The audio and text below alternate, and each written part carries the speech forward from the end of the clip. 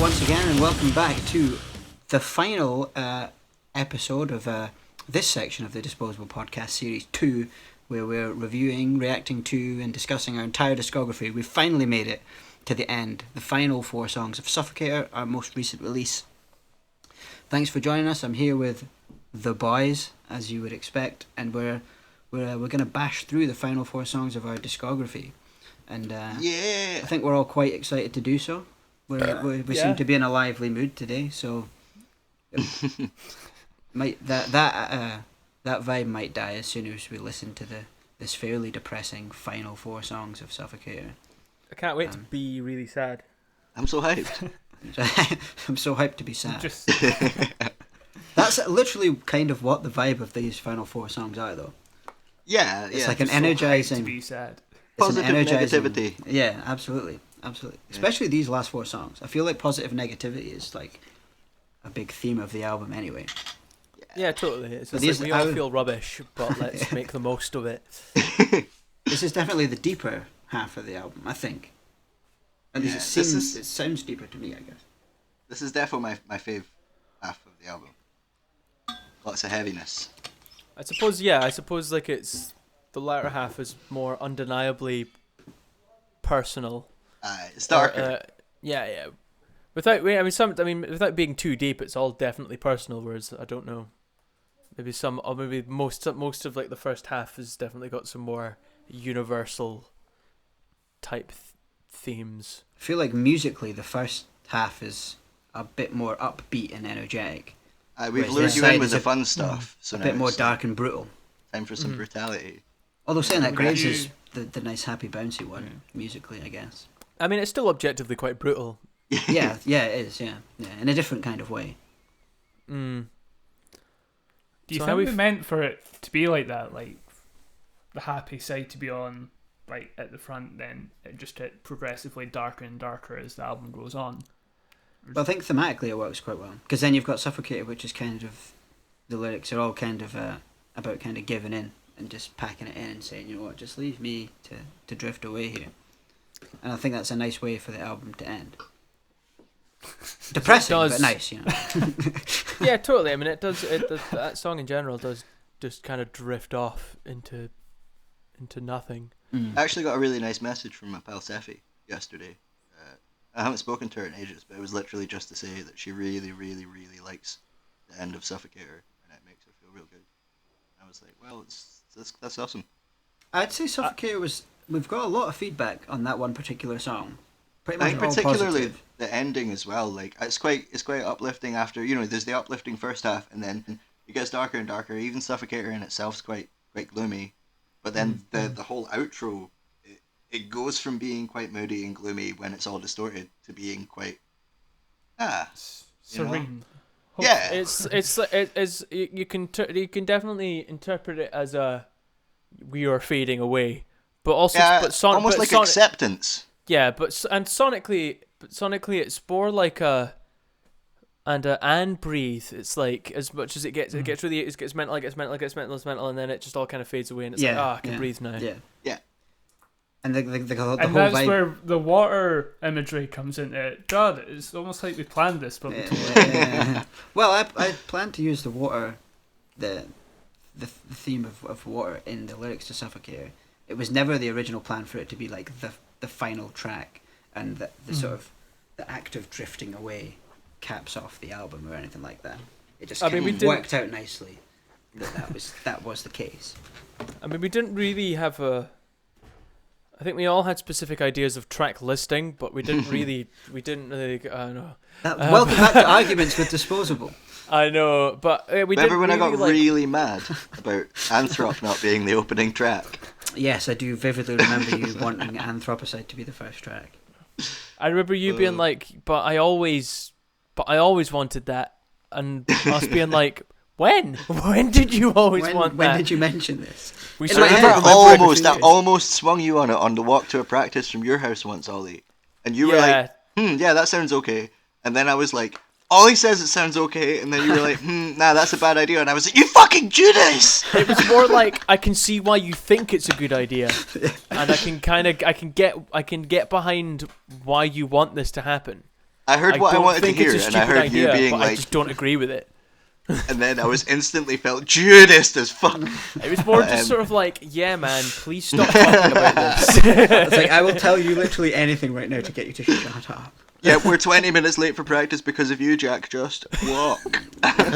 Please just walk quickly and stop talking about it. I have no idea if that was real, but I almost know it was. Don't know, man. I think you and me were pretty much as bad as each other for a bit. That was when you were staying at the other flat. Up by We were all bad. At least We were all London bad. Street. and we were practicing at music base. I think we left when practice started because I insisted on rolling a big doobie, and I just remember specifically the whole way down Leith Walk, just like, and this is why Anthropocide 100% has to be the first song on the album. And I think it was about the bottom of Leith Walk when you finally got a word in, you were like, yes. Yeah, pretty much. Me and Liam used to just... Liam, obviously, the kind gentleman that he is, but he usually drives me home from these things. And we would just have repeated conversations, like, it's mental that, Not happening. that like Jack actually thinks he's onto something here. Because there's literally no chance in hell that's happening. And we would just sort of chuckle, like, oof, God, knowing that you were really concocting a big, huge plan. And it's like, it's not happening. It's literally not happening. But then I mean, occasionally we'd be like, God, we should probably give him something, right? Do you believe in hindsight that Swarm is the correct album opener? I believe we made it the correct album opener. Like, by making it the opener and then putting on that really long feedbacky intro, that was a very good shout. I still think Anthropocide would make a gnarly album opener, but I'm not going to get mad about it now. I mean, it would make a good album opener, but the tone wouldn't be the same. And it's not really a tone that I really wanted to go for an album opener. I think that was it, really. It was more just like, yes, I completely agree that it could be a completely viable album opener. I think it just works perfectly before Suffocator. It does. And Suffocator is the perfect album closer. Like, I think it just... Yeah. It's not... It was I never don't that it regret was... the choice. It's never that it was a shit album opener. It was always that it's like, it's going to be a gnarly album closer. Like, I don't think I ever regretted the choice. It was just that I didn't like being disagreed with, so I got mad. I mean, we'll all admit. And then I stuck to it because I was. Yeah. Anyway, it was beautiful. Well, let's talk a touch about Faceless then, because that's like the only one that's not really mentioned so far. I wrote Faceless ages ago. I think it was the first one I started working on this album. That demo was gnarly as well. That demo was like, oh fuck, Billy's back. It was the first thing I ever demoed on when I got an interface. I thought it was... Oh, okay. List was around the same period, right? I don't know which one was first. Yes, I think Faceless it was about the same. definitely first. Okay. It was definitely... I don't think I finished it first. Mm-hmm. I think it was like within a week of each other as well. I think like, when I wrote Swarm, it was pretty much tanned, and then a few little changes in the middle, and then Liam done his bit. Whereas Faceless was the one that I really worked on.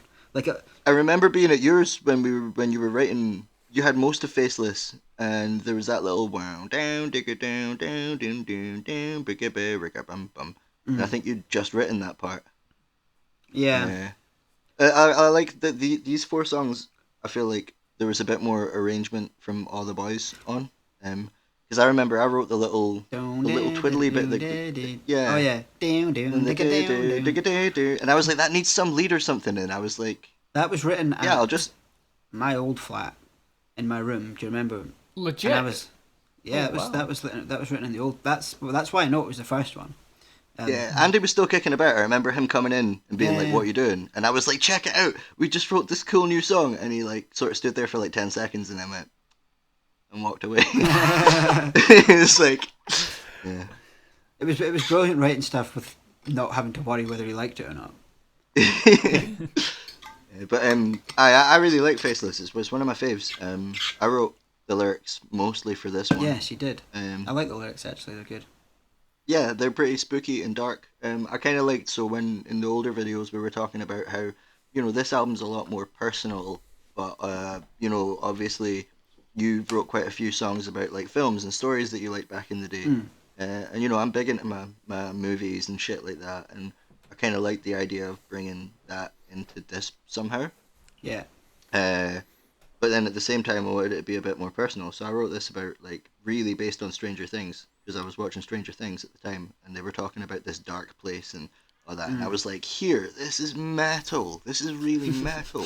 So I literally just started writing down. I was just pausing. There's the one scene where they're talking about the board being the upside down, a place of shadows and decay and death and all this shit. I was just pausing it every 2 seconds and writing lines down. And I was like, I'll steal, like, you know, the premise of these.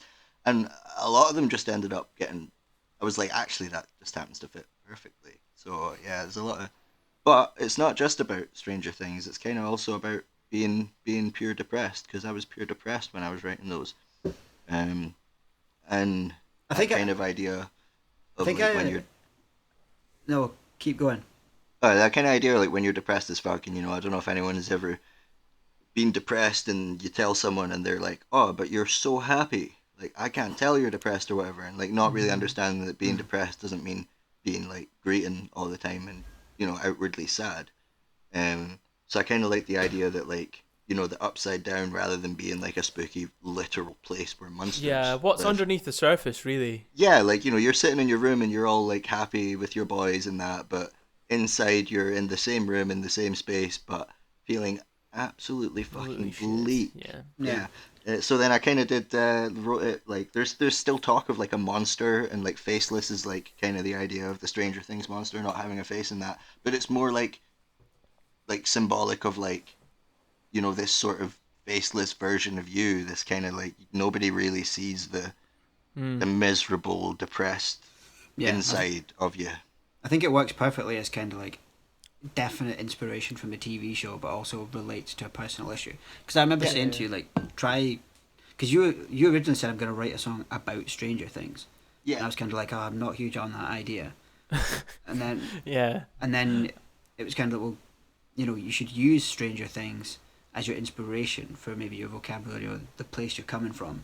Yeah. But and then apply all that to a personal thing, and you knocked that out of the park, I think, which was good.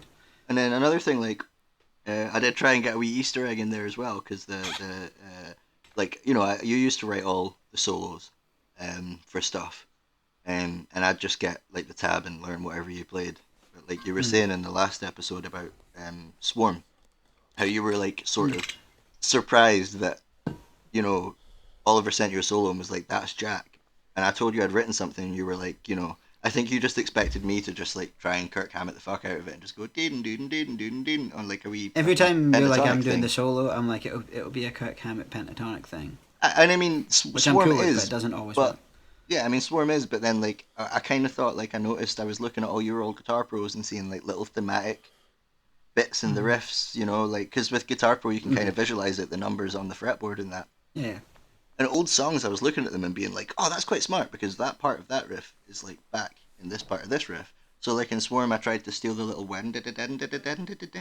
Yeah. and actually, you know, sort of incorporate part of the song into the solo rather than just shred about on pentatonics. And then this solo as well, like there's the half that's mine that comes out of the wee harmony that I wrote, and then there's the half that's Oliver's, which is just mad shred fuckery. That's really funny when that solo kicks in, because yours is kind of like more groovy, kind of slow melodic, and then all of a sudden, if anything, like, I would rather have had Jack's solo, really. It's just I think I can't shred though. It's the first motif in that solo that is literally just the same thing getting shredded for like so long. It's so funny. It's like it's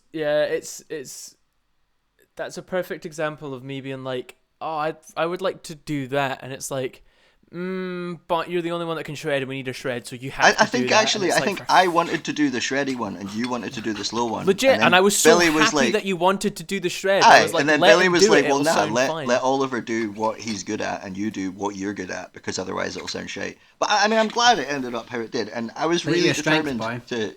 Yeah. I mean, you're glad it ended up how it did. I don't feel anything about it. I think I probably would have felt something if I got what I wanted. The dilemma me and Liam found now I ourselves... don't. I'm like, well, I don't feel anything about that. The dilemma that me and Liam found ourselves in when it came to the leads on this was that Oliver liked the slower melodic solos, but was better at shredding, and you liked the shreddy solos and were better at melodic stuff. So you all just wanted to do each other's stuff. And me and Liam were like, whoever is better at that, do that. Yeah, you know, just fucking do it. From the very logical point of view of like who's going to execute that better, and you were both just pissed off because it was the other one. Yeah, it makes sense, but one thing I was so determined to like the Stranger Things theme tune. That's a tongue twister. But it's gnarly, that little do. So I didn't really think about the solo until I was like sitting in Oliver's for an hour getting baked, but I was just so determined to like sneak that in there. So there's a wee sweep that's basically just the straight, because I think I originally I had the words Stranger Things in the lyrics, and there was you say like I kind of managed to bridge it to not be like too much fanboy and have a bit of personal stuff to it, but there were definitely bits in it that you were like, nah, that's a bit too blatant. I think you had the It phrase was like, Stranger Things in the chorus or some shit. Yeah. Hunted down in the dark by a stranger, and then the next line was things, but it didn't really work. But I was like, yeah, but then it says Stranger Things, and you were like, just write a better line. But yeah, so I was mad determined to get that. Yeah, but that's why I wanted to get the the wee water motif before the solo and saying, but then James Bond saved him. Yeah, but I would like a wee motif of like the actual theme, and I got it in, but I can't really sweep pick, so it's quite nippy now actually playing that live, because I'm like, ugh. But it's there for all the. I was like, that's subtle enough that any cunt who knows this is about Stranger Things and likes Stranger Things will be like, and nobody's noticed it yet. Do you think Faceless is the hardest song to play on the album live? It is, yeah. I would still say Anthrop, personally. Anthrop, only because we haven't spent enough time on it. They're different. They're difficult for different reasons. Yeah. Faceless is difficult because it's like all wheedly woo fucking and then with the odd fucking like, I've got to then do a fucking clean vocal. Yeah. That's the hard part about Faceless is the chorus and stuff is just like. Ugh. And then it's the I start to relax, and then I forget that I've got to do a fucking guitar harmony because for some reason we thought that would be a good idea. It is a good idea, to be fair. It's gnarly, just bought her. and then it's like, oh, I've got to do a fucking shred solo that I don't give a shit about, and then I've got to fucking like do like I've got to do like some more clean singing, but that's in a strange time signature. Or yeah, it isn't up until you start thinking about it. But of course, we had 2 years to think very hard about it. Yeah, and of course, it was like, oh no, I'm really confused. I hadn't played that song in a long while, and I was playing it along to it recently. And two things I noticed, like as to why I think it's hardest, like I kind of pride myself on being good at like tremolo picking, like fast stuff, man. Like I'm like, yeah, whatever. But I played through the entire discography, and Faceless, that it is considerably faster than the older stuff. I don't know what the tempo is, but it feels a lot more. It's a lot more buzzsaw. It's like there's a lot more notes in there.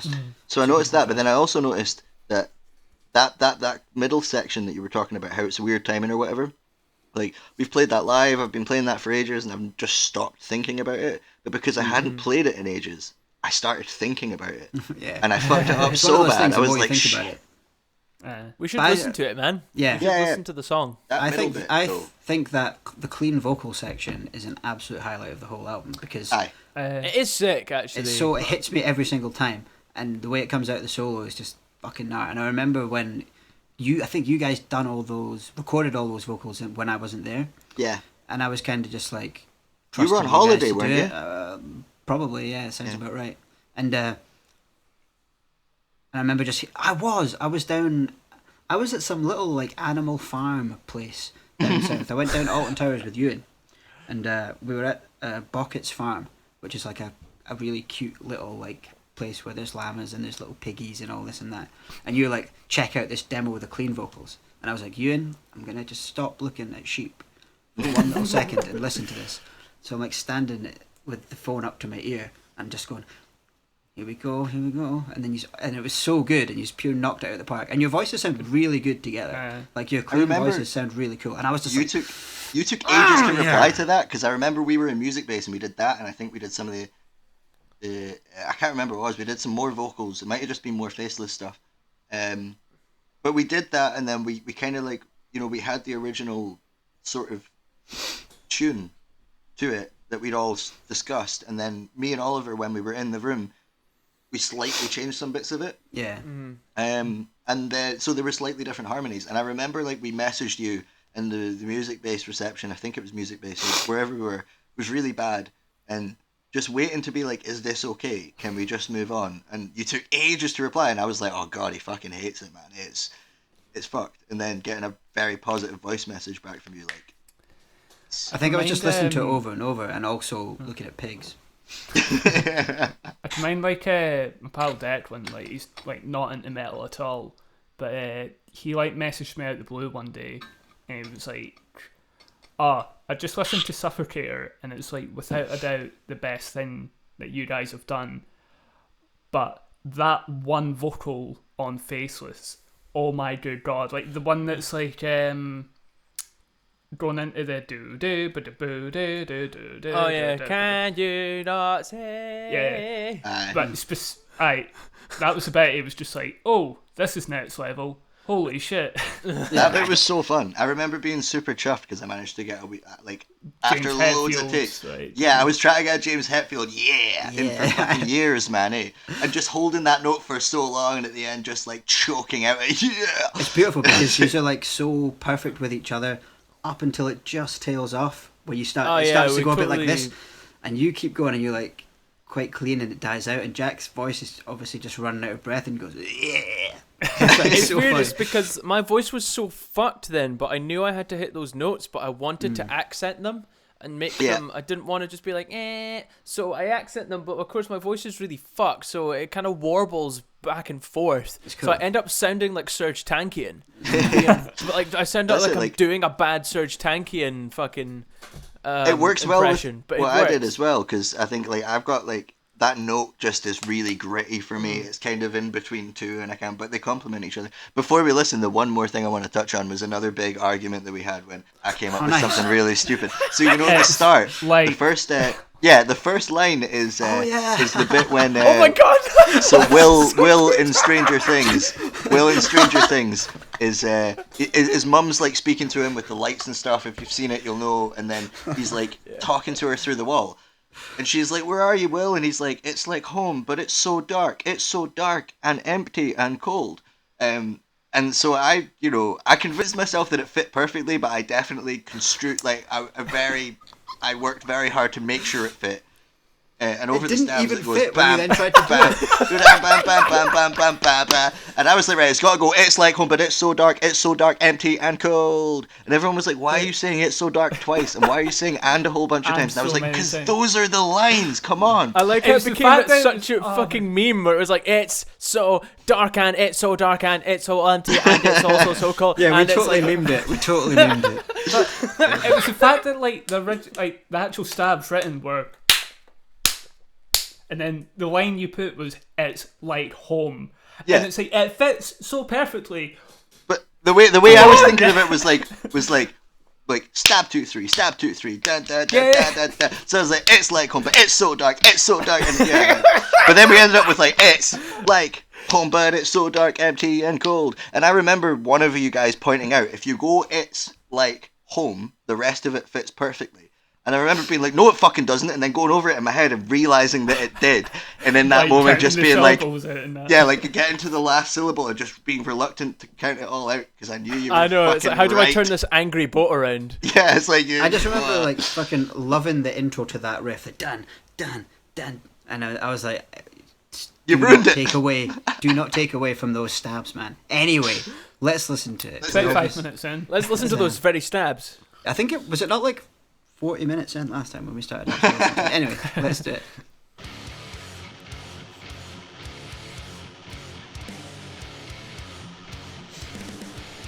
Some awesome drumming on this track, by the way.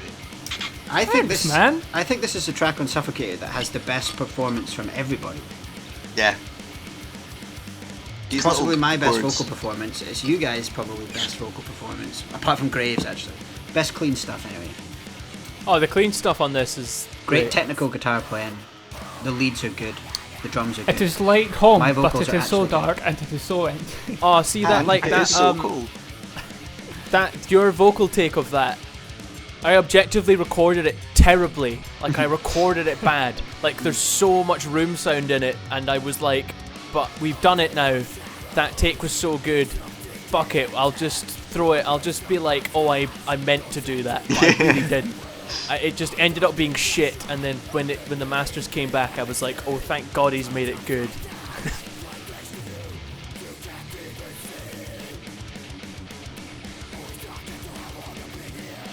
I struggled doing these lines, I think. Yeah, I remember you wanting to change Those them. vocals are cool. Yeah. I like it because they're not that tight with each other, but they sound Sound quite like chaotic, like.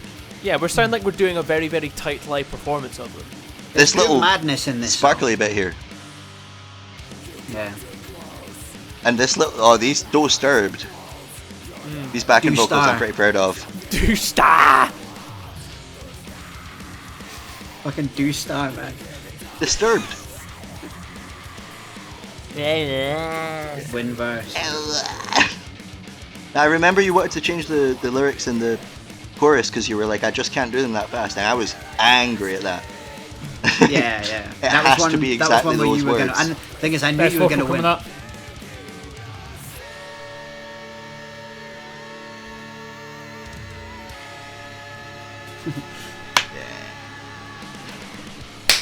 Yeah. This riff reminds me of my old flat. I remember I was really concerned that it was too cheesy to be in this song. Because was it me and you that came up with this riff and the lead bits? This bit was you. Because I was like, it needs to be that kind of Metallica style melodic thing. And I think I was came like, up with just the knew you little were the guy to ragga do dun it. dun and the ragga dugga duggan because it was a bit more open before. And it's like an inverted version of the riff. Yeah. I think These this little bit's harmonies. structured very well. Yeah. And you came up with all these twiddly bits. Yeah, it was originally just like 2 straight harmonies, and everyone got Yeah. mad that I wanted to make it twiddly, but it sounds cool. And then you changed it very slightly, and that was also one of the very few things that I didn't immediately get angry over. It was one of those things where I was like, you know what? I'm going to allow this. I think it was actually good. There's a I was weird like, put me away in here. There's a it's Jack. there used to be a really weird put me away. I don't know like, if it in made the- it through on the mix, but it was me Yeah, I don't going, think it did. "Put me away!" Yeah, Underneath there's your a really one. having it there. There's a really And we were dirty like, one in it's- there. Yeah. Stranger Things team. Oh shit, Yeah. that's well covered. If you just noticed. I really like the descending thing that you did there. This bit.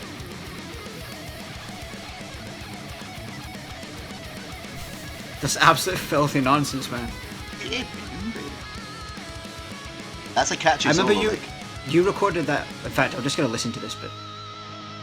it's going from the chaos to this bit. So fucking sick.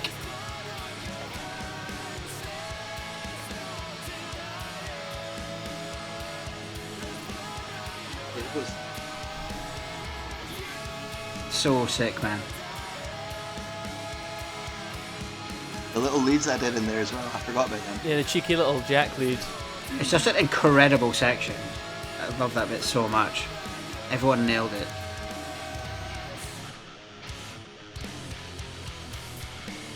Pretty sure everybody's screaming on this bit. Yeah. Yeah, this is everybody. I love how messy it is. Yeah, I know, Yeah. yeah. I'm always so Unforgettable. shagged by the time we do that part live.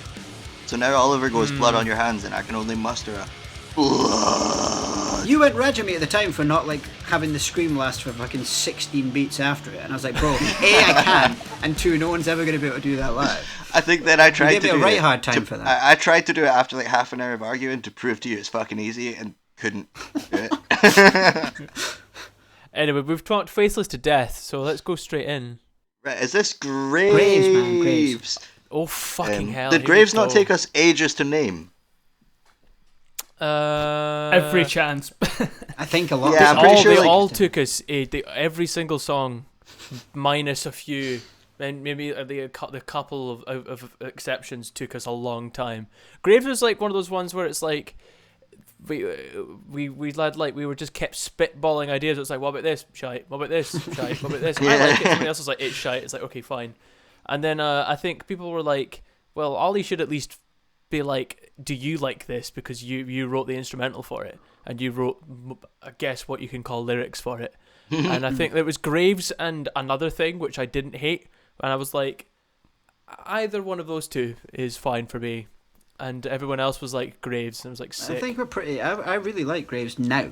I think I can't imagine it being anything else now. It was at the time. I think it was, to all of us, it was kind of like, it's the best of like. It felt like it was the best of a bad bunch because there was none that stuck out immediately.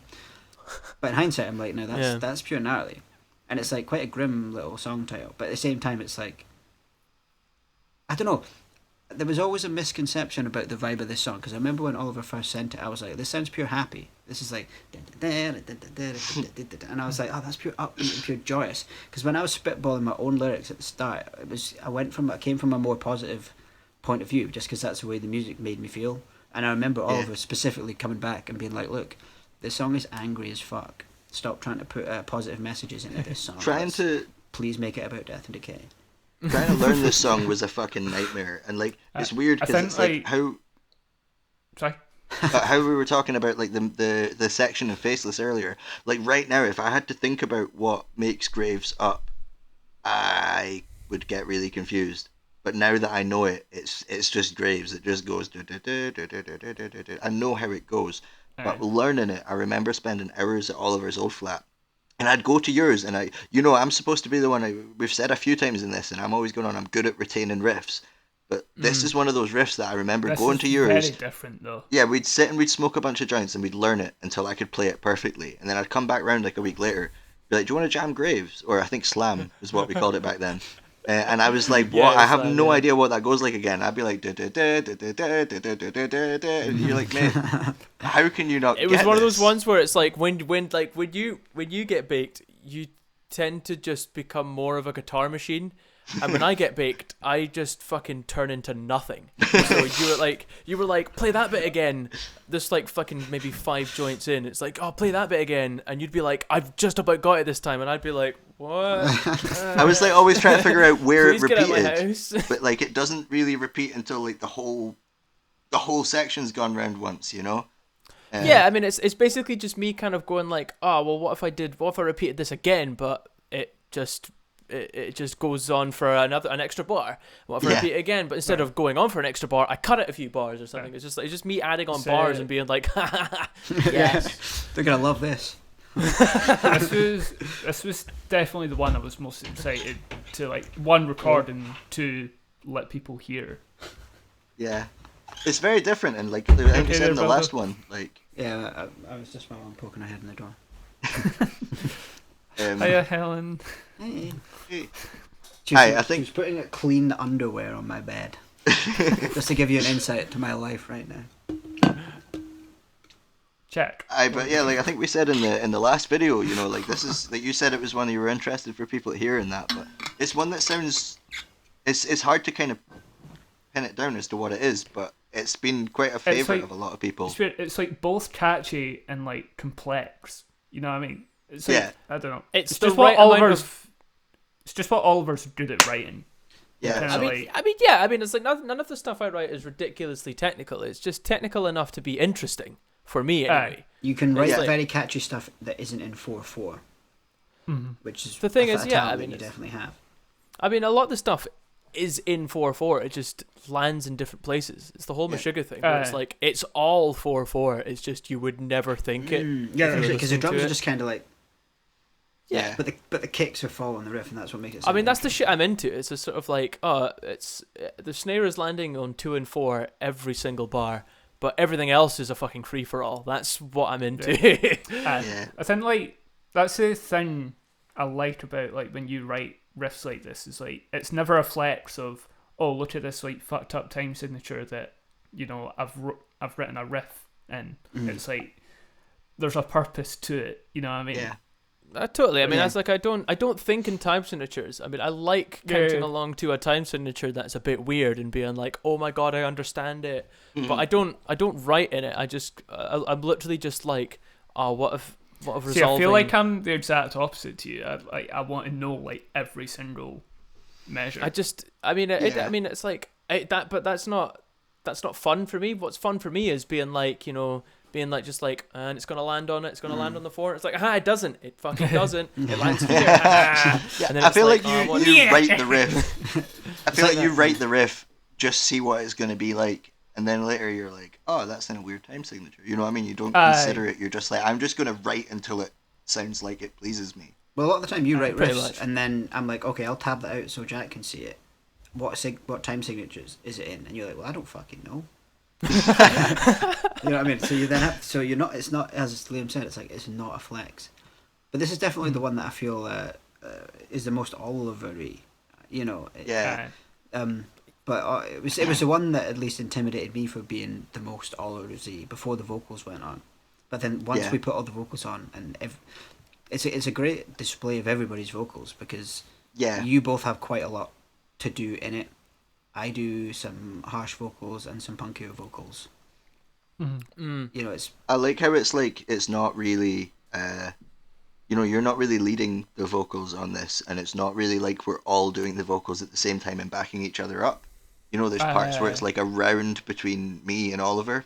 Yeah, and Oliver does the chorus. And I feel like, Oliver has to do that. He does that really like high, quite throaty, that you hear it at the end of this one, where you've almost got the two different notes coming through in your scream when you say "why try," and it lasts for ages, and it's cool as fuck. It's like a not in a shout, but in the higher register.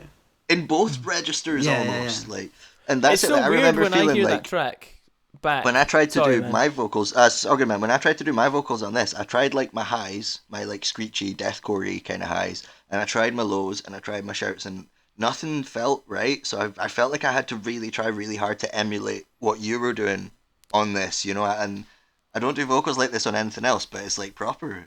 It's an effort for me, It's all I can do. It's like, you're making it sound like I'm being like, oh, what if I fucking combined two whole tones and then screamed them and stuff. It's all I can do. It's basically just me shouting but distorting it as much as I can. That's all I can do. It's that classic Oliver vocal, like your go-to. Is that kind but that's kind of like the vocal style that I like. That's the kind I listen to. I like Sam Carter. I like Dan Tompkins.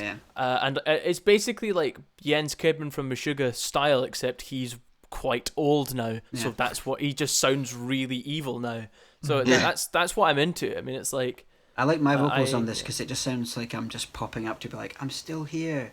And it's panned quite nicely, so like you're both screaming from either side for most of the song, and then I just pop up in the middle like, I'm still here. I remember when we first started learning this with the vocals, I already thought it was such an effort to learn on its own. Oh, that must have been a nightmare, man. trying to put the vocal patterns onto it just made me have to relearn it, basically, because I was like, now I've got to think about, especially the where you do it first and then I come in like a bar after you or something, repeating everything you say. I was like, but this has got one of my favourite sections to play live on it, and I would say riff, but it's not, because it's just, we split the verses into me and you, and I just get to fucking pick slide, which I've never done before, and scream, and pick slide and scream, and then when I get to the end of it, I do a little chit, and then slide back up, and you just scream, and I don't have to do anything. Oh, it's so much fun. Yeah, and I just get to horrible noise. Play the bass part without worrying about doing any vocals, which I think the bass and drums sound cool as fuck at that part, like both verses. Oh yeah. But they lock in so well. It was a very Oliver thing to have a kind of verse that was atmospheric in that kind of way. Like a lot of the way I write verses is like the verse kind of comes in when everything comes in. Whereas the way Oliver kind of naturally seems to write verses is the vocals come in when everything dips away a bit, like it's been heavy. Then a lot of things dip out. The same thing happens at the start of Arrive Alive, Leave Dead, where it goes back to just the one guitar and the drums. So like your technique, because when the verse starts, some things drop away, and that emphasizes the vocals. Whereas the way I usually do verses, it's like everything kicks in and the vocals come in as well that time. It's you're probably right. I probably do like doing that. Yeah. It's arguably why like this album's probably got more dynamic depth than like absolutely At the Foot or Life Misguided, which is all just like pretty much the same volume all the way through. But that's remember as well doing the I've never noticed that before. I remember as well doing the leads on this one, and this was going to be an Allers solo for such a long time. And I remember you, again, recording that, and you being not that happy about the fact that I was going to be recording it. But then I think I harmonised pretty much the whole solo as well. You did, yeah. Well, and it sounds did pretty you gnarly. not double track it? You definitely double tracked. I think I double tracked all my solos. Yeah, I double tracked everything because I read about like that's why the Kill 'Em All solos sound so like, you know, when he's doing the chromatic runs, they sound really not 100% tight. But and I was like, that's cool. So I wanted to do that with my solos, and I double tracked it, but I also harmonized it. I think because I had you got the first bends, the wow now now now now. And then that I was like, can I harmonize that bit? And you were like, you can try. And then I tried and it sounded cool. And then you were like, to be honest, you'd be as well just harmonizing the rest of it now. Because that's a thing that happened a few times on this album, actually, where I thought I was going to get in trouble for suggesting harmonies. And then you were like, well, do more harmonies. You can't just do a few harmonies. You had a lot it's one of those ones where it's like, you by your logic, it's like, oh, I'll just do a little one. It's just sort of like, no, but that's just going to sound fucking weird. You might as well just do the whole thing. You done the same thing. It's reverse psychology, eh? I'm like, but if I just thing. suggest a wee harmony, then they'll want a big harmony. Aye, because you've done the same thing in Arrive Live, Leave Dead at the bit where it rises up, and you were like begging to do the harmony, and then you missed out the final note, which is like the note that would resolve, and it would sound good. And it was like, if you're going to do the harmony, just do the whole damn thing. Anyway, let's listen to it and see what you think.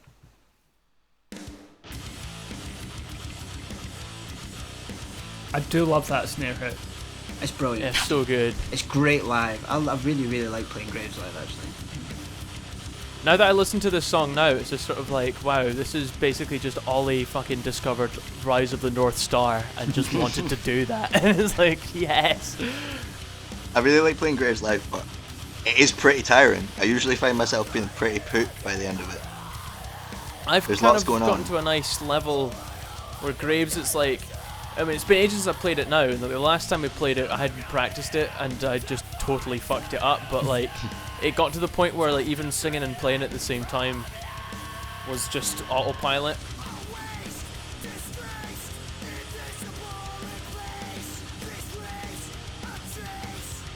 I think this is one of those songs where you kind of just have to autopilot. Totally. Anything too much thought just fucks it all up. Exactly, yeah.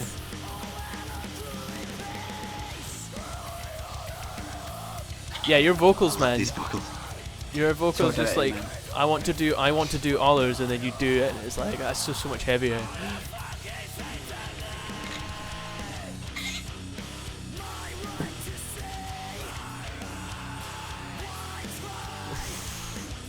I remember whenever I was recording the vocals for that, I was always going, my right! And you were like, this is another thing where usually I'm like, make the vocals longer, but I was really struggling to keep those vocals. You're like, it has to go right up to the end. I was like, no, my right. I don't remember that, actually. There's just cool dynamic in all the vocals in this song. It was definitely one of those ones where it's like when we had the instrumental, you were like, okay, so we'll probably like make the vocals nice and simple and catchy, right? And I was like, well, actually, no. I kind of in my head need them to be very, very busy, and you were like, well, fucking good luck with that. I think I suppose it came around to bite me in the ass where I actually ended up singing and playing the chorus. So I love that fleck. I think this everybody gets at least too. one. I think this is my favourite riff off the album. These drums. Same, man. The George of the Jungle riff. And the bass and the kick locking in here, like, oh. Boom, baba. Me and you do a cool vocal at the end of this track where we're like, yeah, the way, yeah. This bit. Oh, that's so good. Because it kind of works, but also doesn't as it builds up. It's like, I don't know, the note's not quite right, but then on the way, it's perfect. Yeah. As much as I like your vocals, Billy, I think Jack saved the day on that one. Oh yeah. It's because it needed to be this big long scream, And I was like, it's not working for me. Jack, can you just do it in the background to make me sound better? No, I think I remember you being quite nah, because you did the vocal a lot of times, and I was like, that needs to be screamy. And you were like, I don't want to do another screamy vocal there, so I layered it underneath. Because you were doing like a kind of half scream, half singing kind of thing. Yeah. Yeah. But when it got to that note, it was just a bit underwhelming. Yeah. Well, that's it. It's like, at some point it stopped being like, oh, well, Billy can't do that, so it's not happening. It's like, well, if anyone can do it, let's just utilise everything we have here. This is the first time we went into it saying, let's utilise everybody's individual, who's the best at everything, and use it. Like, it's, it sounds dumb to be like, oh yeah, it took us this many releases to realise whoever's good at something should do stuff. It takes practice, though.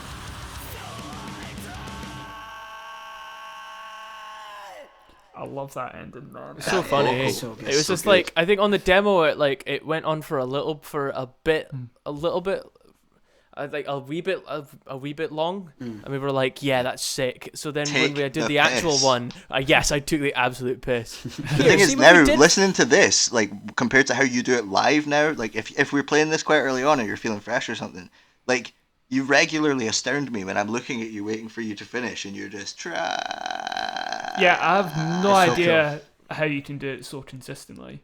I don't know either. There's a few times where I did it and I came away and I literally like kind of collapse onto the amp. And I'm like, oh my fucking god! Like totally, like I feel like my insides have been sucked out of me. Here's a quick here, like I made like a supercut of every scream you done. Oh my god. Of that on like the Euro tour, and it's just remarkably consistent. Like honestly, like, oh my god, send me that. I will. Let's see that. Yeah, no, I think I'll put it right here.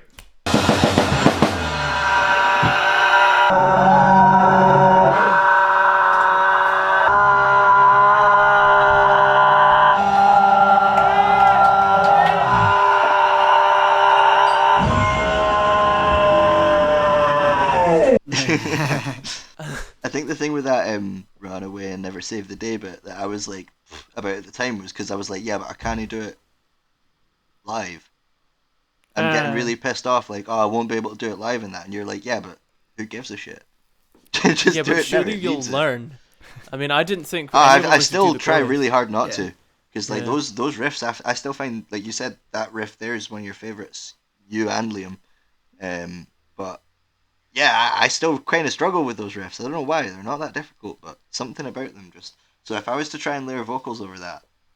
The thing is, like, I find that this is for a mid-tempo song. Like, we all come away from playing this live pretty knacked. You know what I mean? Yeah. Considering it's not a fast one, at the end of it, everyone's kind of like, fuck, that was intense. Yeah, we're all doing quite a lot of long vocals as well, I think, so you're kind of like gasping for breath by the end. Like, literally. Oh yeah, totally. I mean, nobody's safe from vocals apart from Liam in that song, so everybody's got. Yeah, here, fuck see, you when guys. we did the vocals for this, was that not the day that I lost Jack's guitar? There was some on the project file. That was possibly one of the worst days in the whole creation of this album. That was a dark day. Because I remember like doing this. all of the vocals for Slam, and being like, because I'd literally just had essentially a mental fucking breakdown at the beginning of that session. So I'd basically. Is that when you punched fuck out of your head? Yes, I punched the fuck out of my head. Bad day. So what I'd done was I'd realised that like, oh, everything's a lot louder on like the left for the guitar. Let's turn the volume up for Jack's guitar. Oh, it's not there.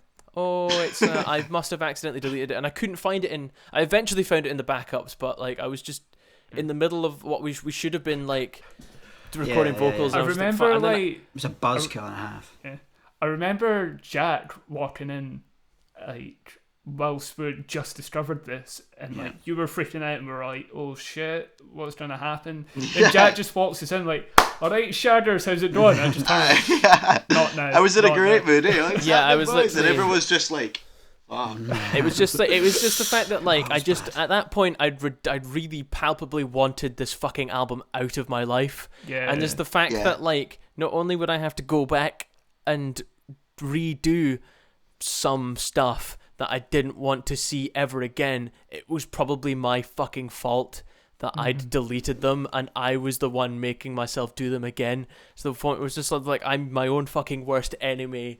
And I like punched my head so hard to the point where like that was scary. You had your mark. Fist, yeah, I had like a fucking basically my fist. I looked like a Klingon for 3 days afterwards, man. It was I absolutely fucking shat it when you done that. Yeah.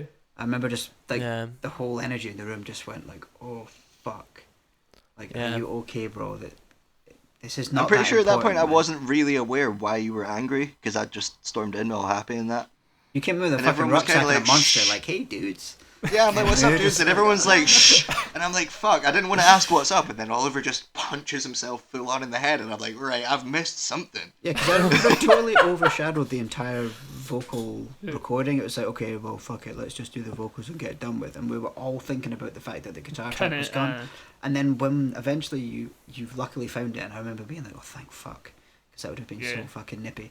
And then it was, we could get over that and listen to the vocals. It was like, hey, these vocals were actually fucking gnarly, but none of us can remember doing any of them because honestly, I remember doing like takes that I was really, really happy with and looking at you guys, but I must have literally just looked like fucking psychotic because I was just sort of like, that was pretty good, right? Yeah, and then you guys were just sort of like, just like, yeah, good man, just like, that was good, right? Yeah, I'll do another one. Yes. It's just like, oh no. Yeah, it was weird. It was fucking weird, mental. Man. It was really weird. Yeah. Horrible day. Really horrible day. Class result though. I know, it was good. Yeah. No wonder I sound angry as fuck on that. Just get that anger right the fuck out there. Thing is, a lot of the time we weren't booking enough time in the studio to do all the vocals we wanted to, so it was always kind of like we'd get 2/3 of the way through and run out of time. Whereas this one, I think we just blasted it out because everyone was just like not in the mood to piss about. Like, right, next, okay, next. Everyone's raging. We just blasted through them. It was like the most punctual recording session we had because everyone was just actually wanting to fucking die. And I remember you then just went away. You're like, right, I'm going home. The moment it's done, I'm going home. And you walked a different way, and then us three walked like the park way. And it was like, oh, that was really awkward. I really feel bad for Oliver. And then like that path just meets up in the middle. Like once you get round, it just meets up. And I was like, oh fuck, there he is. We're gonna have to say hi to him again. And you're just all right. Like, honestly, like 4 minutes later, or so, oh hey. Honestly, so yeah, it was bad. just like, it was like 4 minutes where I didn't see you before I then had to fucking see you again. It was just sort of like, wow, I really need to sort myself out. What a fucking reminder. I was just like, I fucking so glad I don't need to see those guys again for the rest of the day. Oh god, there they are. Right, let's swiftly move into Anthropocide. Will we listen and talk, or will we talk and listen? Let's talk. Okay. So we're not talking over it. So this is another Oliver heavy tune, writing wise. Yeah, I did this. This is one I kind of did as a joke. Yeah. And then everybody liked, and I was like, oh, I guess I'll finish it then. Super thrash fuck. Yeah. Yeah, super thrash fuck. STF, man. I remember. It's a tricky one to play. I remember you being like, you showing us it and being like, nah, I don't even know if I'll use this for Disposable. It's kind of a piss take sort of thing. And me and Billy being sitting at your old flat again, being like, bro. Yeah, we gotta use this, man. Please use this. And you were kind of like, oh, really? I don't know. It's not that good, is it? And we were like, bro, please. It was just like, listen to it, because it just goes straight into the song, just no intro. Dun, dun, dun, bam, bam, and I was like, oh man, that's fucking incredible. How is this song gonna get better? And then it gets to that middle bit that's like, and we fucking fueled it. And then it was like, oh, that's a cool riff. I wonder if this is like the middle eight or the slow bit. Is it gonna go and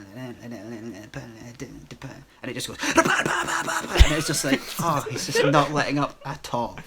And it was then a breakdown straight afterwards. Yeah, and then just fucking and it's like, Oliver, do you really think we're not gonna use this, you fucking idiot? It was then I think we the had first to like version. On you go. Carry on. I have nothing interesting to say apart from the fact that I couldn't think of a chorus, and then I did, and I was like, I guess that's a chorus. And then you guys were like, yeah, that's okay, yeah. And I was like, it sounds a bit trivium. And then and we were like, well, fuck it. But fuck it. Yeah. So for ages we had up until what should have been a chorus, and then I did like, I guess that's a chorus, even though it's never repeated throughout the rest of the song ever. And then it was like, okay, something else needs to happen. And then it was like one of those songs where it's sort of like, we finished it up to here, months go by. Oh, we've got a little bit further, months go by. And then it's like, oh, we've got a little bit further, and it's okay, it's finished now. That's kind of what I remember. That's what I was going to say, was that you were you had it up to the end of the kind of the third verse after the breakdown. It goes back into the verse, and then it's got the dun dun dun dun dun dun dun dun dun dun dun rum bum bum, and there was nothing. And then coming back to yours another time, you're like, oh yeah, I finished Super Thrash Fuck. And then it just goes straight into that crazy shred nonsense, and then a big atmospheric outro, and you were like, meh, I don't know, sounds alright, I guess. And I was like, bro, this is sick. And the sneaky little into the water drum motif. That was that really came a cool bit later, thing actually. That was your idea, Jack, was it not? Yeah, that was really later on. And I just sort of thought, I can't even remember, you did something on the toms there anyway. You wanted to put something. I think I literally just went, dum. Yeah. I was like, bro, what if it was the Into the Water? Dum, dum. And that was that. I still really like that. Every time I hear that little dum dum, I get chills, man. I feel like you took Oliver's music and then just kind of ran with it. You know what I mean? Because you were like, I remember you saying to me, it was like, I want this to be like an Into the Water part 2. You definitely took like it was, there's the theme with the stuff that you've got really heavily involved in is like you'll latch on to like in Billy's case it was Faceless, and with my case it was Anthrop, and be like, this is my song now, and everyone being like, okay, that's okay, good. I got super attached to Anthrop. Yeah, planting the flag, you've just colonized my song. I have. I always forget, I literally always forget that like Oliver wrote all the music to this song. I kind of think of it as a Jack song. Yeah, because I don't know. I got super attached to it, and then I don't know. I think I wrote it was one of those ones where we couldn't come up with any lyrics or vocal patterns for it for a long time. This was the last one. I remember this took the most work, I think. You had some lyrics about. I think it was this one that had like lucid dreaming lyrics. Yeah. And me and you had got together and gone over them, and I was kind of like, nah, I don't really like the patterns, bro, because I think yours were quite long, spread out shouts sort of thing. But then we really liked, like, you had, I can't remember what you originally had. You had a whole bunch of lyrics doing the little clean section, that. And yours were really positive, because they were about something to do with like getting control in your dream or something. But like the words phonetically sounded like the negative words that I ended up using. Yeah.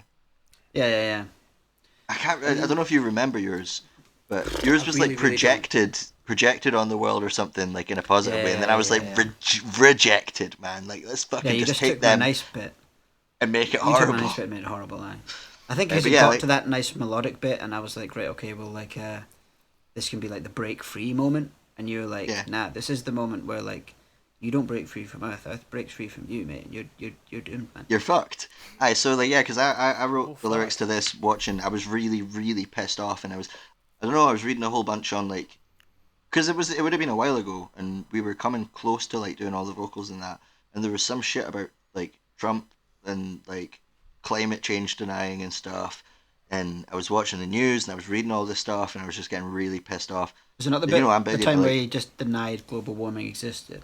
Yeah, I mean, I think there was a lot of stuff about him just basically saying it's a lie by the Chinese to affect American sales and shit. And I was just like, how have we gotten to this point? And I remember just sitting on my couch that night, and I tanned all these lyrics out in like 20 minutes, and it started off as just me being angry.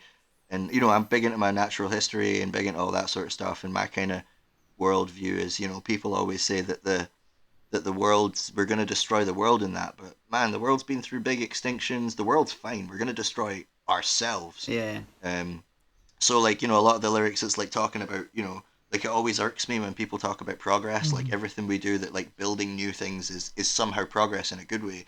But it's like, yeah, but what if your progression is astray, and you're like actually destroying everything around you for gain? So yeah, that's what the lyrics are about, and the name as well. I'm super proud of. Yeah, you made a word. Yeah, I made a portmanteau of. I googled it and everything. I couldn't find it. I was like, I've made a word. But yeah, that was anthropology. Yeah. Or like the study of like humans or whatever. It's like, or the Anthropocene, which is like the unofficial era that we are in just now. It means the human era. And then I kind of thought like I'll slam that together with like suicide or genocide or homicide or something like that. I remember like so how there's like so many different arguments about song titles through this whole process. I just remember like us three being like, fuck. He came up you with wanted to call it Poison Planet for a bit, and we were like, fuck off. Yeah. I remember you were like, I was like, Pizza Planet. Yeah, totally. It's just Pizza it Planet? sounds gnarly. It's like, you are a toy! That's literally all I could think about when you're like, let's call it Poison Planet. Anyway, and then you came back and you created a word, and we were like, oh fuck, we don't have a leg to stand on here. He's fucking created a word.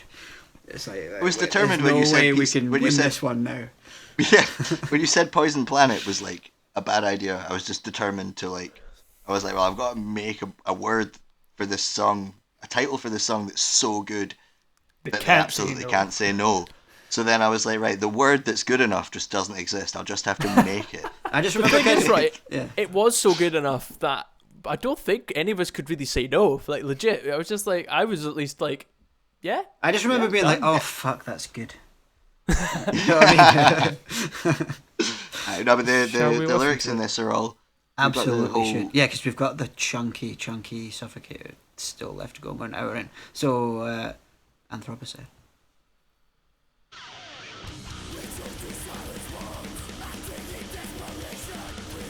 This is a song that I'm still amazed that you guys wanted to learn and did learn. Absolutely no fucking around, man. It's just like straight in. That and these wee bits you wrote. It was weird trying to teach you guys this. Yeah, because it was like I was trying to teach you it, but even I didn't really understand it. So I was just like, oh fuck.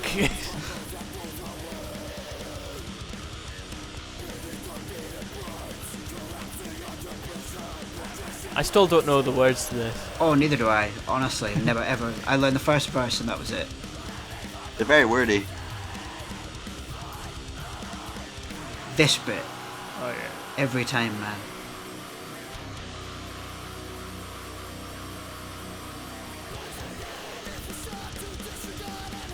It's so dumb. It's so silly.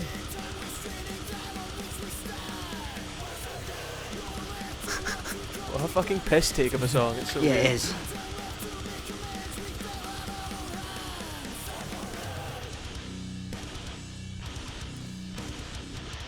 I still find this breakdown hard to play. Don't know why.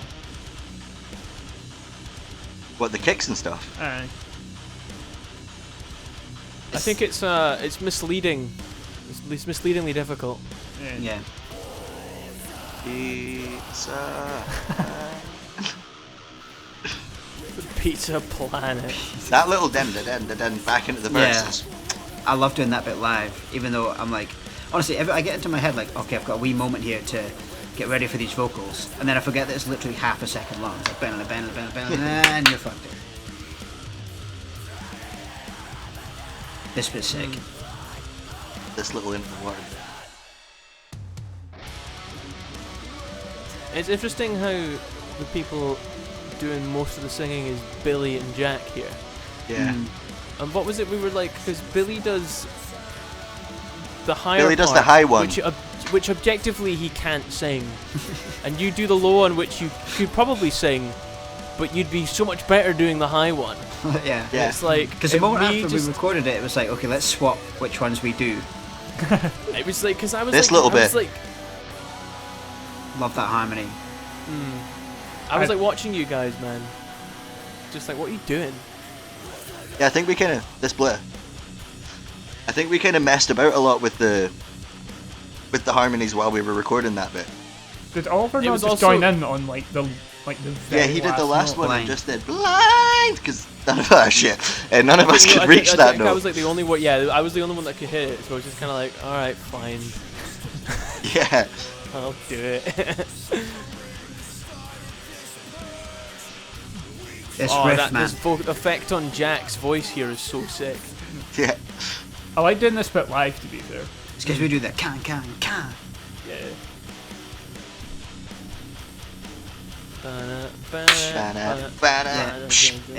Yeah.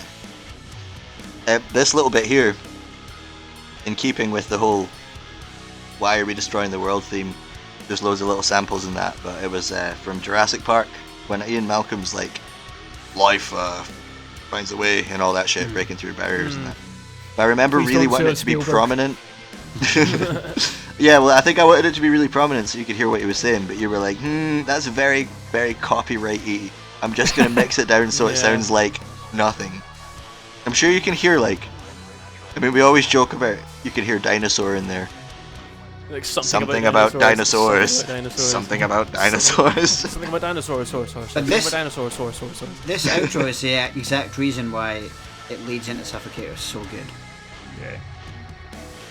This last bit is such a fucking blatant Meshuggah ripoff. I love it. I always loved, like, so good. when we were doing this in the studio, like, me and Graham just, like, found a metal snare and just cranked it the fuck up. And totally went for that. I remember that. The Saint you know, like the Slipknot. I was trying to say, like, the Slipknot, like, hitting the fucking keg with a baseball bat. Kind of It was just you just whacking fuck out of the snare every 8 bars. It sounded so cool, man. It sounded like atmospheric as fuck, especially with all the weird shit that was going on afterwards. Yeah. Man, Anthrop's a great song. I think it gets overlooked. Yeah. By us. We're still difficult. That's right. I'm still real big on that clean bit, but that's real hard live because obviously, like, you know, we switched parts and then I can't really do the high end and the high parts and that. But the thing is, it's one of those things where we can't utilize Oliver's voice there. I mean, Oliver's voice should be on that because it's such a good, clean voice. But he's doing the it's like, I think that was the reason we didn't record it. Yeah. Yeah, it's like, you know, I'm going to be shredding. You really expect me to fucking sing as well? I mean, I would quite like to learn how to sing and play that at the same time. But I've tried it and I'm just sort of like, it's not a particularly hard lead part. You shouldn't have to be forced to do that when I'm sitting there going, open 3, and I'm like, I can't fucking sing it, and you're shredding. Like, I'll just fucking learn it. It's like, don't make it that easy for me. At the same time, this is nippy because you fucking nailed it on the recording, but like, it's not even like, I don't know. We've tried to practice it a lot, and it just doesn't work out. Like, even if I wasn't doing the shreddy stuff, there's no guarantee that I would still nail that high vocal live. Even if I was just going open 3. Just get Billy to do the shredding. My live vocals are just not. They're not very consistent, especially at a Disposable show. Open. I hate. Suffocator, the last track of our most recent release. The last track. We've just listened to every single song that we have. Mm-hmm. It feels apt that it's the last one. It's going to be weird when there's another one, like a new release after this. It's a kind of song to me that's like, if we just packed it in now, we ended on a fucking cool, like the last thing from us. It would be a fucking sick goodbye. Suffocator. There's loads of cool stuff in this. It's very different, I think, for us. Stylistically, I think. Mm-hmm. I mean, there's like a lot of weird elements that you'd never think that we'd fuck with, like the weird kind of like effecty vocals in the verses and stuff. That's one of my favorite parts of the vocals of the whole album, those little bits, because I feel like, you know, there's lots of bits of each of us doing our own thing or whatever.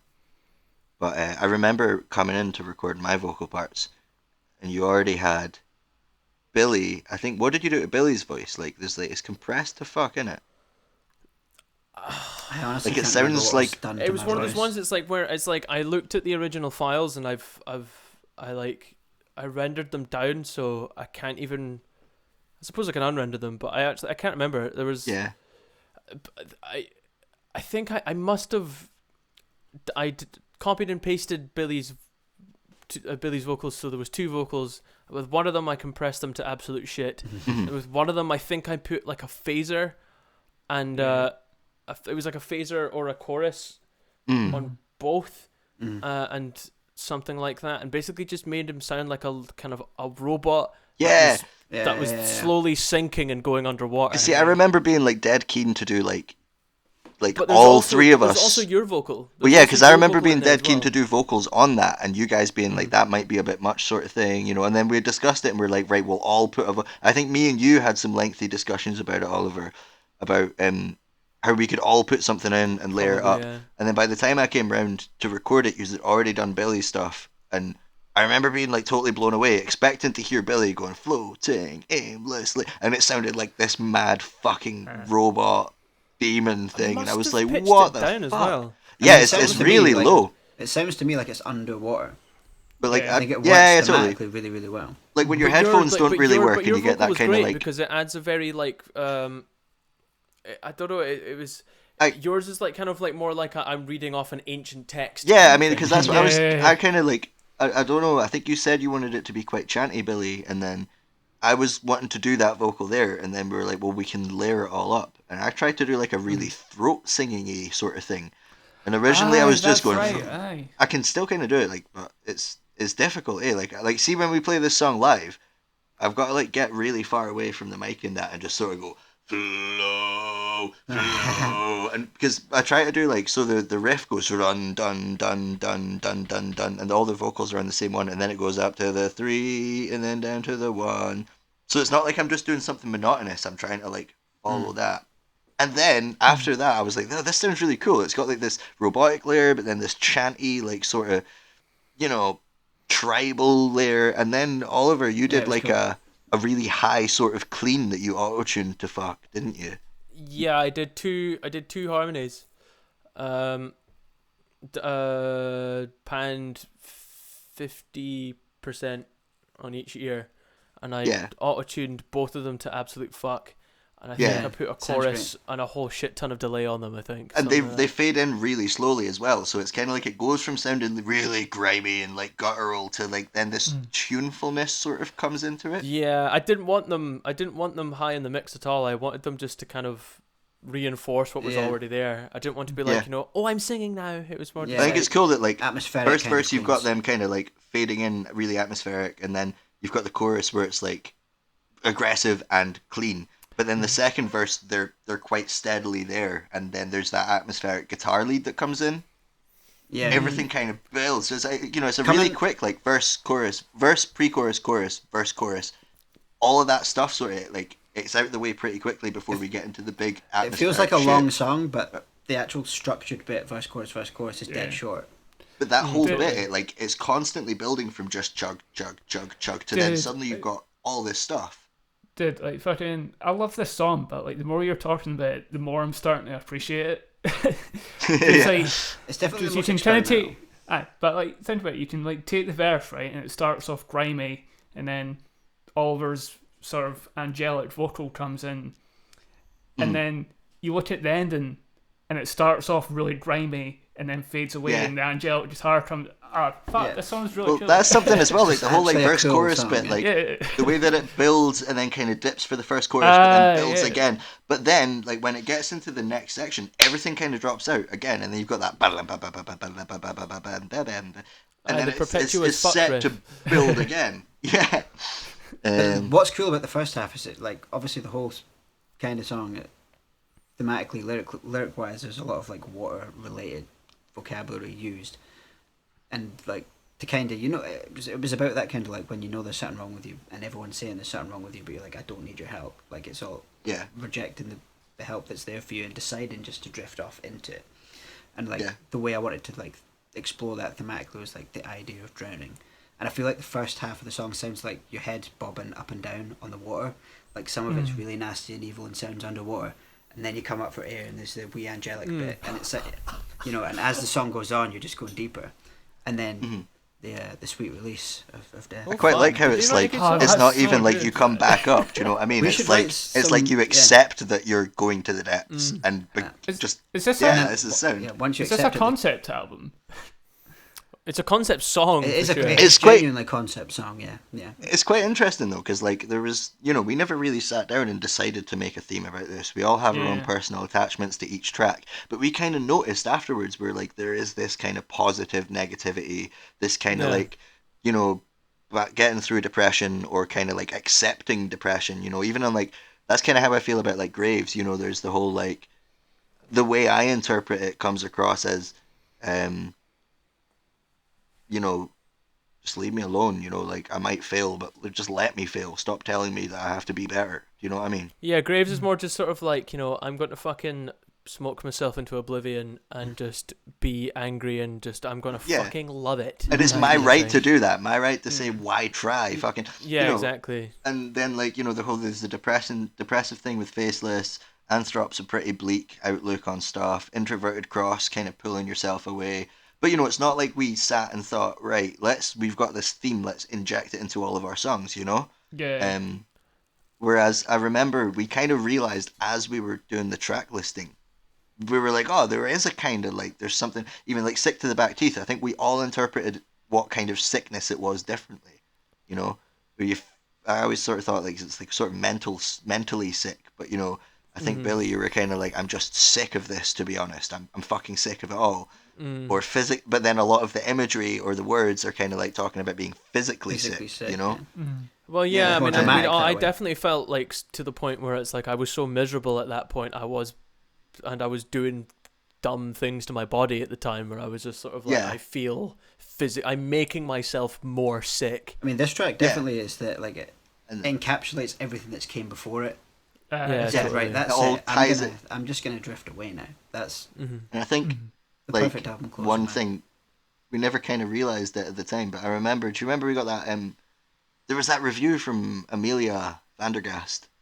Yes. I can't remember who it was that did, but I remember reading that and being kind of like, "What the fuck?" Because it was one of those things where like we'd kind of realized there was a thematic link, but we hadn't really intended it. And she picked up. And then on for it. her to then, she picked up on nailed it. That and she wrote about it. Yeah. And I remember reading it and being like, it's like she knows us better than we could even possibly describe it. And she quite confidently said, like this is a concept album about, that just being fucking done with everything and feeling totally low and alone, but in a real positive way. And like, I remember being like, I mean, so buzzing. She got the message we weren't even trying to like, definitively put out, but it's definitely there.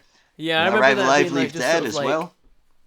Yeah, I remember just being when it was like, wow, all of the shitty stuff that we all went through and put ourselves through was worth it. It was like, fuck. Yeah, totally. We made a thing that encapsulates all of the shitty, horrible things that we were going through and did to each other, to the point where people can listen to it and go like, oh yeah, that's an album. I mean, it almost there's a definite like positive. There's a definite positive vibe on it as well. Like, that kind of Arrive Alive, Leave Dead vibe where it's like, I think the way we used to talk about it is like we're all going to arrive, we're all going to die at the end of it. What you do in the middle doesn't really matter. It's kind of positive, but then it's about dying. It's my favorite thing kind of about negative. It is like it's about dying, but then at the end everyone's just cracking tinnies, man. Yeah, exactly. You're gonna die. Yeah. It's all about like celebrating. Fucking awesome. Anyway, let's. Holy shit! Sorry, holy shit! Just before we go on, minding that review. Who did you say reviewed it? Amelia Vandergast. Yeah. I love how she thought like William done every single vocal and was that like, was, I don't think that was the same one actually. Like the vocal like Billy like young William Robertson's vocal range is absolutely astounding. I remember like, being fucking that raging at that man. And then she named like all your bits. Everyone say Billy's amazing. Like, well, Billy is amazing, but he did some vocals too. Yeah, so he's got such great range, like the verses like in Graves clean, and the clean bits in Faceless, and I'm like, neither of them was fucking me. You're fresh. I guess before we do Suffocator as well, though, like that another thing to talk about that like has been like quite a big talking point for people listening to it, is the whole end bit as well. The chords just going on and on and on, which you did, Ollie. Yeah.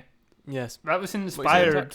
That was inspired by a folk band called Lau, who are from Edinburgh. You should check them out. Yeah, I remember you saying like you name dropped a song of theirs. I can't remember how the demo faded. I think it just faded.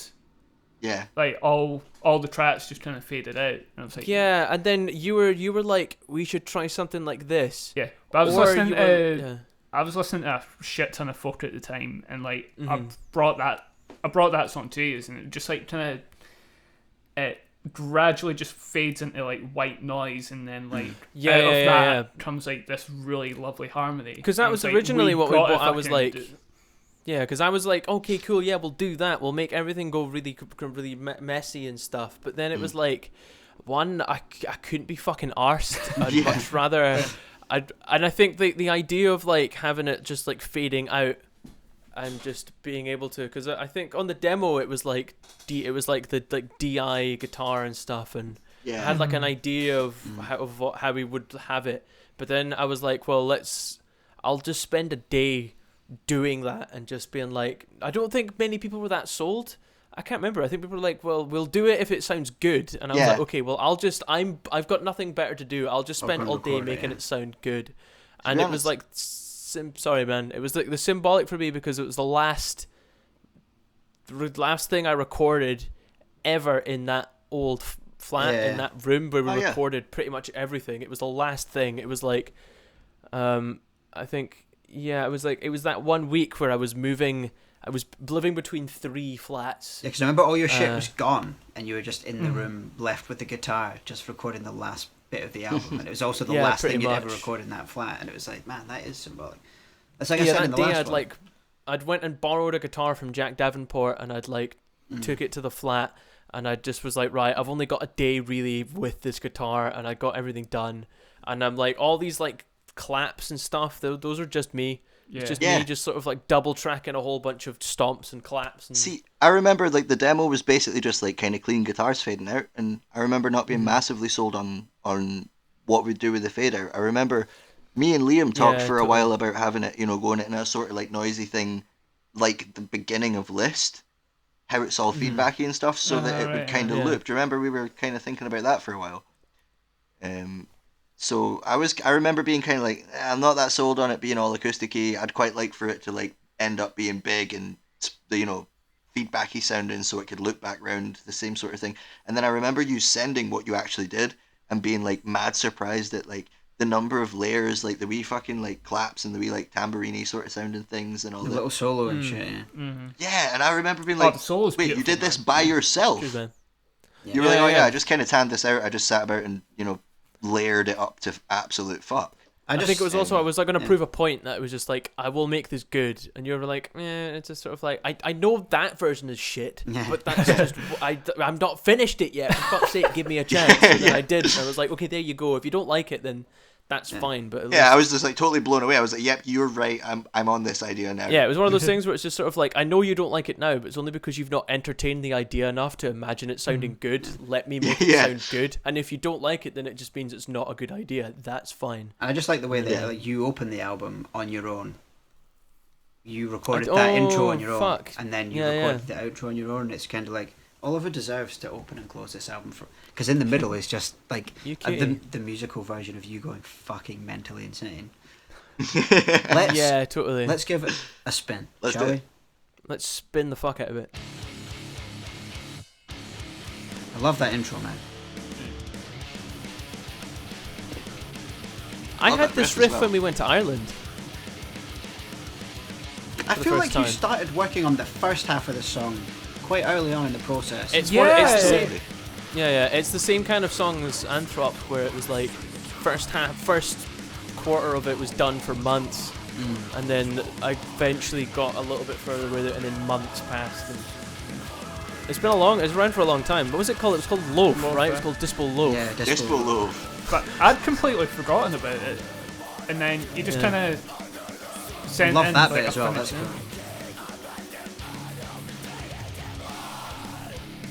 The chorus is cool as well, like it's the big chords. I love the transition of the second verse back into the chorus. Yeah, just straight into it. Yeah, because it misses out that little bit. but like it's just accented really, really well. Random. Yeah. Great song, man. I really am in the mood to jam this with you all in a practice room. Yeah, right at totally. this moment. Big time, man. I fucking love that. Oh, this bit's... And there's all those atmospheric leads, and the vocals are there right from the start. Oh. Good.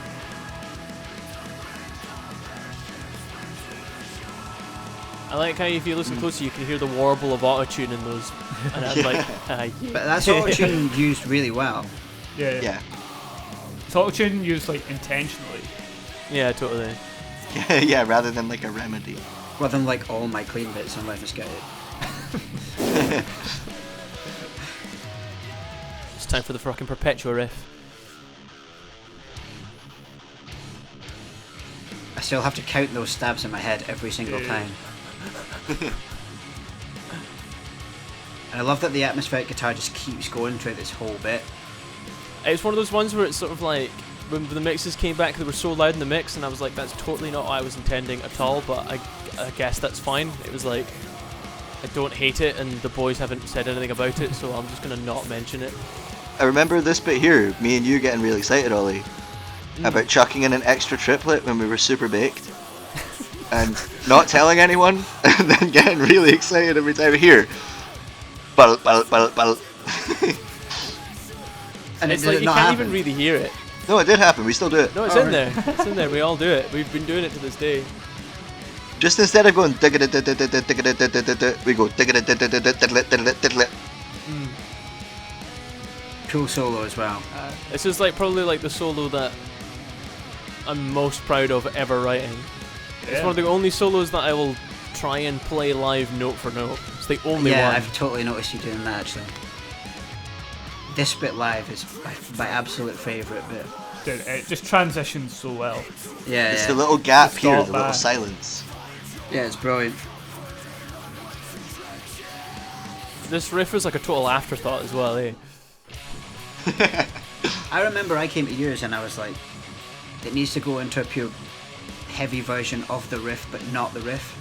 So like it's got the same notes, but it's... But this bit's so Not heavy and thrashy, and then it goes so open. Yeah, this and bit love here, it. I was like, it needs to be the riff, but not without the open notes. And you're like, what the fuck does that mean? And I was like, make a lead melody out of the notes from the riff. No, and I was like, alright, I'll do that. And you're like, no, it's perfect. Yes, Angelo. I do love This bit's so class, and then just like when you get to these big open chords playing it, it's like, yes, I'm just gonna chill here for like 5 minutes and keep playing these chords. Usually when it's because quite often if we play this song live, it's to end the set. Yeah. And it's like, you get to this bit and you're like, oh, we've done it. You know what I mean? Yeah. I mean, trying to lock in with you, Liam, quite a lot on these bits. Yeah. You're trying to like match, like when you go into the blast beats, I'm trying to like shred pick the whole thing, Dude. and then follow your little doing dap. Well, we don't have too many bits where you can just loosen up and go for it, because a Yeah. lot of our stuff is like, you've got to play things right. Only blast beat on the album though. Yeah. Is it? Yeah. Shit. Let's write some more blasty stuff for the next one. No, please don't. It's nice that the blast beat's on the nice open melodic part, and not on one of the raj shreddy parts. So sick. I'm so happy with how it transitions into the main bit as well. Yeah, the This works blend is, perfect, man. it's so subtle. I've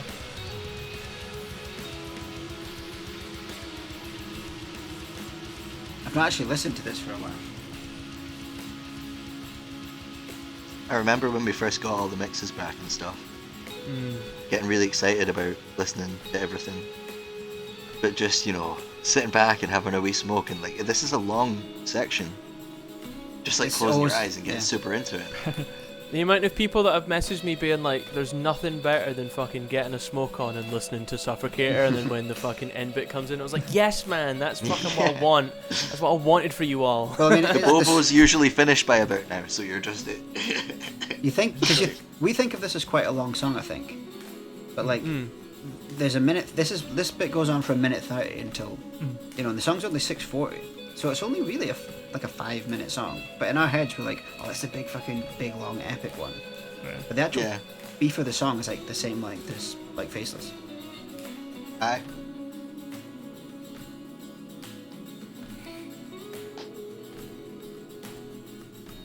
I'm so glad you stopped because the lag on your camera was making everything offbeat. Well, there it was like dum bum. It was like you better stop.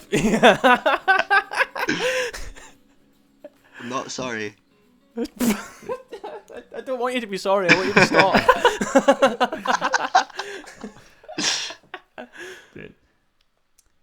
Remember, like, talking about this after, like, just coming home from the writing session from it, and you, William, saying you were like, I'm so excited to play a song live and just be able to, like, close my eyes at the end and vibe the fuck out. Yeah. Well, that's what I mean. Like, so many of our songs just need to be played right up until the end. Whereas this bit, it's like, the moment it gets to that open bit, it's like, we can just have fun with it. And I don't think we ever played it like that. It was always like, what are we going to do live to end this? Because it was just, the opportunity was there. I feel like it's like a free-for-all, here's this fill that we all know, and then that's where we end. That's what you want, though. So we that's just what you love about it, yeah. Listen to our entire discography. Dispography. The entire discography. Disp-thropicide. It was nice to revisit a lot of stuff. I think to me at this exact point in my life, I very much like listening to the Suffocator stuff the most. That's We've where talked I'm at quite personally. a lot. We've talked quite a lot about how like this was pure grim. We argued a lot. We were all pretty depressed and having weird points in our life and that. But something about listening to Suffocator now, I don't know. It's like a nice reflection of that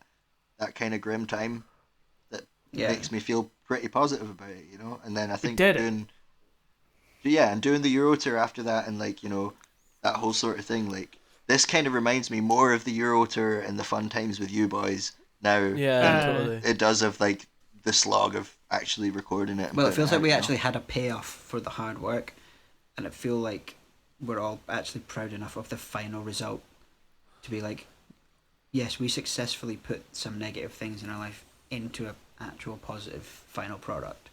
It's weird. It's like I don't have any negative associations with listening to the music anymore. When I remember the process, I do, but when I listen to the music, I don't. It's been so long. I don't remember, like, you know. I remember when we did that and I hated it, and I remember when I did that and it fucking made me hate every single living thing. Yeah. It's just like I just listen to it now and kind of go like, oh fuck, I forgot this was good. Yeah. It's just like, oh yeah, this is good, man. Well, I associate it now with like memories of playing these songs live, because we've played them enough now. It's like, oh, I love that. Arrive Alive, Leave Dead, because I have all these memories of playing it live and it going down really well. Yeah, totally. So I associate a lot of it more with how it translates live now, as opposed to looking back to how it was made. For sure, man. Yeah. But yeah, it was a very interesting journey. If you've watched all of these, just incredible stuff. I mean, good for you, I guess. We're gonna continue on recording episodes with guests and maybe some other fun little bobs between just us four. We don't know who the guests are going to be yet. We're recording these in advance, so when this particular episode comes out, it's probably actually about 6 or 7 weeks later than we are existing right now in this moment. It's the 22nd of June today, just to give you a bit of perspective. But there will be people coming on and chatting with us about things, relevant people from the world of Disposable and from Scottish music. Other people, friends, and so yeah, we don't know right now who they are or when that's going to happen, but luckily we do have a 6-week advantage of how these videos are dropping. So thank you very much for tuning in with us. I hope you've enjoyed it. I hope you've had some laughs with some of the stories. It's about as in-depth a review you're going to get of our entire discography probably forever, because I don't see us digging into it this deep in its entirety ever again. It's only so worth it, really. I mean, we could go on for Suffocator, especially. We could go on forever. Yeah, not until we react. Not until we react to the reactions. If you come back and look at these videos, and if you go into our YouTube channel, you will see the documentary "The Making of Suffocator," which will give you the stories that we've told you here in the last few episodes, but also think visuals to yeah. go with it, and they're quite good. I mean, yeah, it'll contextualize it a bit, but there's a lot that just isn't there. Yeah. That and probably a lot of us are glad that no one will see. Like we just don't want to remember it, but we do, unfortunately. Yeah. So I mean, the best way to consume Suffocator is purely just to listen to it. You know, yeah, everything is there. The heart is on the sleeve. But we're at an hour and 36 minutes, and I've been paranoid for about 45 minutes that my phone's going to run out of storage. It's not yet, but you never know. So we're going to wave goodbye, and we'll be back next week, if all has gone to plan, with some kind of guest or a fun thing between us four. Bye-bye. Sweet. Peace.